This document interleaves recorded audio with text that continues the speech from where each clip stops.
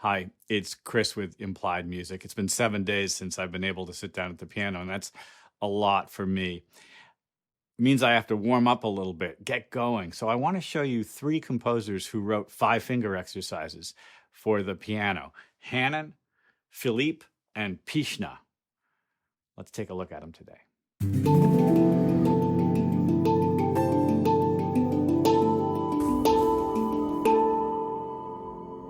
There's an old pianist saying, I think it's probably true for every musician: if I don't practice for a day, I know it. If I don't practice for 3 days, my teacher knows it.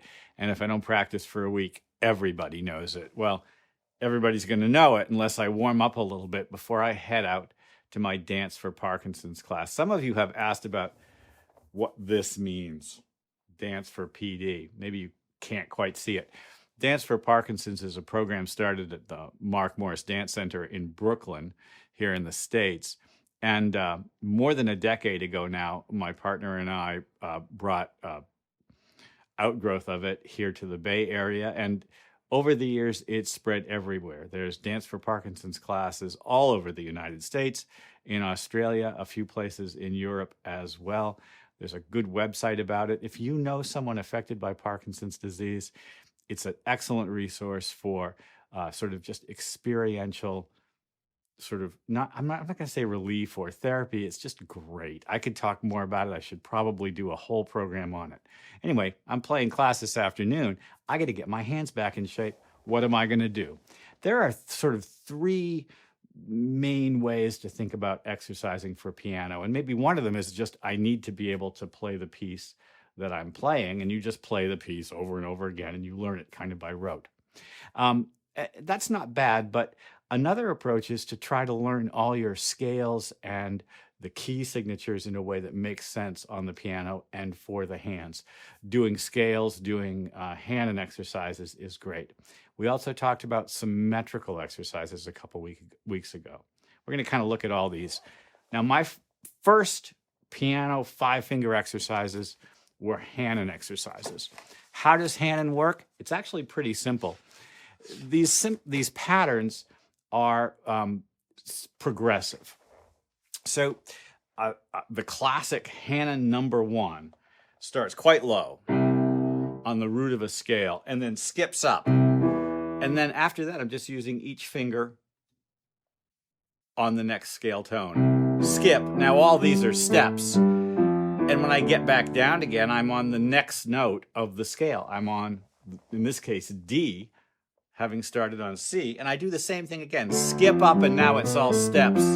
Skip up. I'm wound up on F, G, A, B, and I'm down to C. Hanon wrote this 60 exercise book as a way of encapsulating the challenges of evening out the weak fingers, 4 and 5, maybe 3, depending on the student, and getting finger patterns that would give us a lot of evenness across the hands. I teach my students to do it in every key.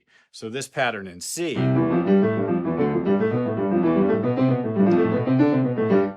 up a couple octaves, down a couple octaves, should be repeated in every key. And if you repeat it in every key, you get a sense of what it takes to play in that key. Let's do it in A flat.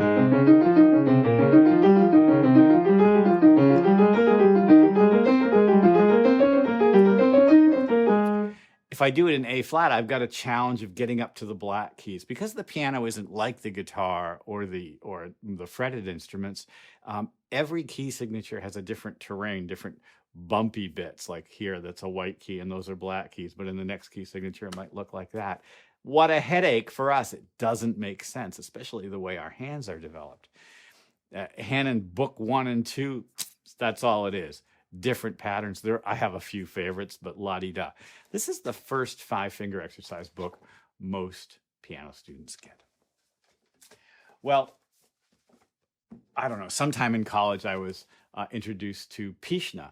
And Pischna is terrific because instead of, how to put it exactly, instead of one note at a time, he's interested in shapes of the hand. And the shapes are frequently modal shapes. They're not just major scale shapes. In this 60 exercise book, he gives us an introductory page of 13 exercises, which just kind of gets you into the mode, the sort of mindset of his exercise world. And they're great because the shapes themselves will give you strength. The first thing that I love about them is a couple of tones are sustained while other things move. And this is very much like what a piano player does, or any keyboard player, lots of musicians, to create polyphony and texture. So here, this exercise number 1 begins with fingers based on 2 different notes.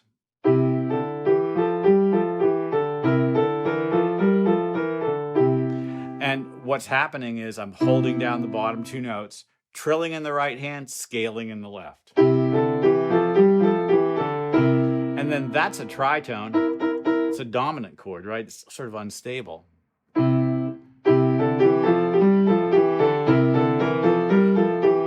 And then we go up a half step and do it again.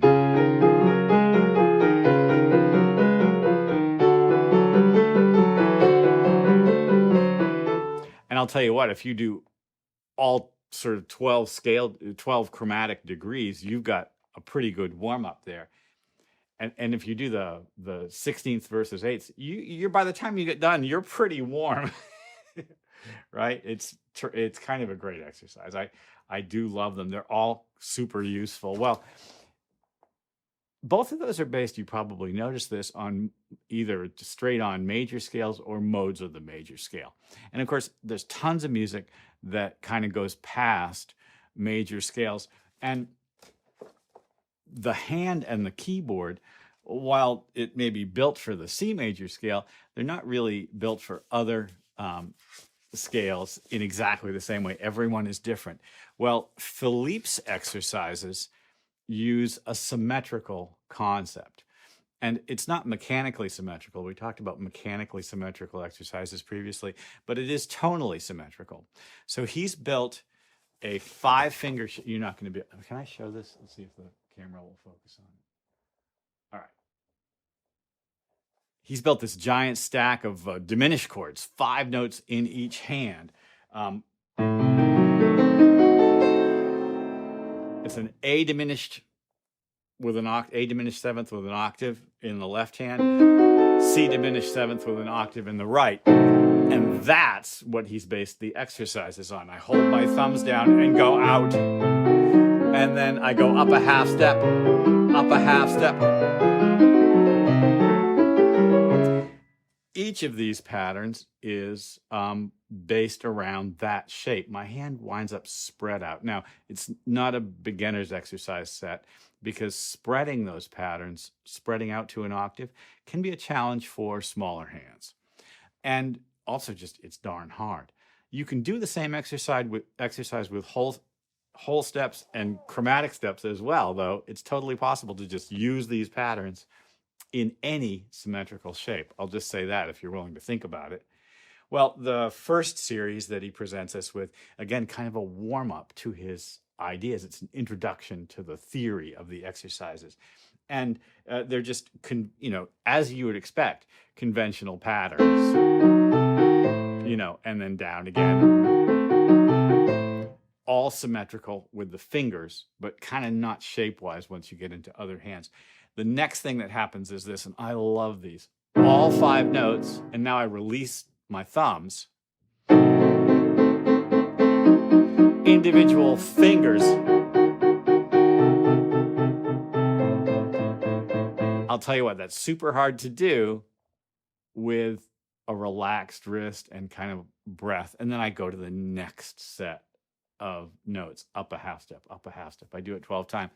You've probably realized that this is going to take half an hour, 45 minutes, maybe an hour to get through whole systems of these. By the time you're done, you're really warmed up. Everything feels nice and even. This idea of holding something down